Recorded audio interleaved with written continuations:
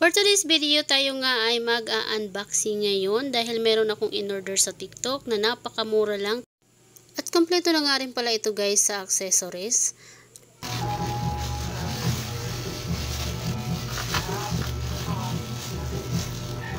At meron na nga din pala ito kasamang wall holder guys. So ayan, ganun lang kasyang ka-easy gamitin. So ididikit lang natin sa bakal yan guys. At syempre guys, malaking tulong to sa atin, lalo na sa panahon natin ngayon na madalas mag-brown out, 'di ba? Nakakaboryo pag madilim. So ayan, malaking tulong nga to sa ating pamilya.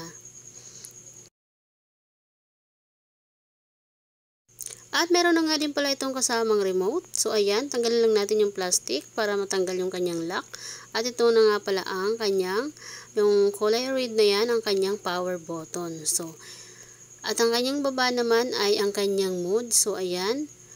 May tatlong klase siya ng color. Iba-iba ang kanyang color. So, ikaw na lang ang pipili ng gusto mo.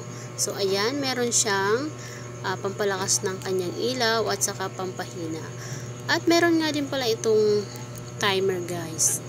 At makikita mo dyan sa kanyang remote. So, kayo na lang bahalang kumintindi. Dahil hindi po ako Chinese. Charis.